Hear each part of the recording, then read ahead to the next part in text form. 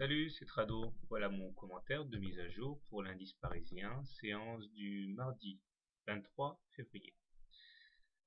Aujourd'hui, la séance n'a fait que confirmer les repères graphiques qui avaient déjà été mis en lumière la semaine dernière, à savoir le canal gris ascendant dont la borne haute a provoqué un arrêt de l'attaque haussière, mais également au niveau des 38,2% de Fibonacci dont le niveau a servi d'amortisseur à l'attaque baissière cette fois.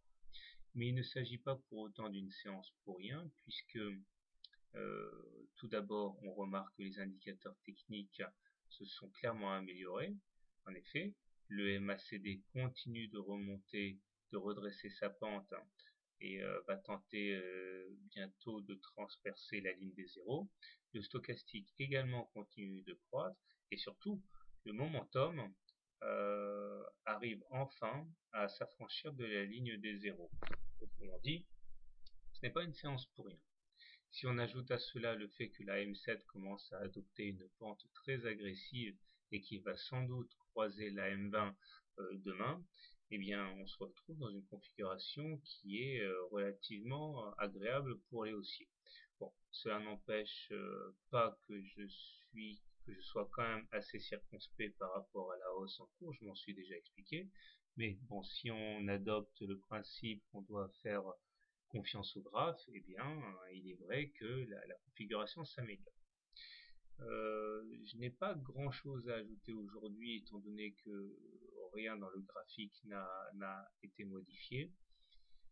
Ce qui m'emmène directement donc au trading du CAC pour demain.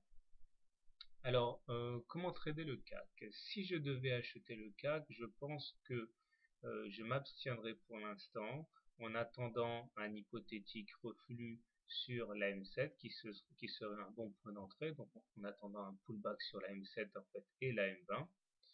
Si je voulais être plus agressif, j'achèterais sur un niveau des 38,2%.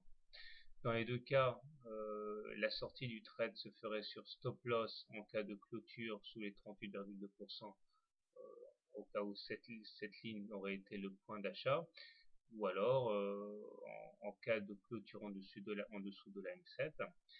Les objectifs étant dans un premier temps de rallier le haut du canal gris, et puis toujours cet objectif qui me semble important, à savoir la résistance à 3820 qui correspond en gros à la ligne de super trend. Si maintenant je devais shorter l'indice parisien, je pense que le point d'entrée qui aurait mes faveurs serait justement le contact avec les 3820. Je shorterais sur ces niveaux, stop loss en cas de clôture au-dessus des 3820, objectif, un retour sur la M7 et la M20 dans un premier temps, et pourquoi pas le bas. Enfin, on y reviendra. Cela dit, je pense que bien que je me sois tenu en stand-by par rapport au CAC 40 ces 3 dernières séances, comme vous le savez, on risque d'avoir le point d'entrée que j'attendais depuis pas mal de temps dès demain. On verra. Très bien. Bonne soirée, bon trade. Et comme d'habitude, ce n'est pas un conseil, mais simplement une réflexion à voix haute.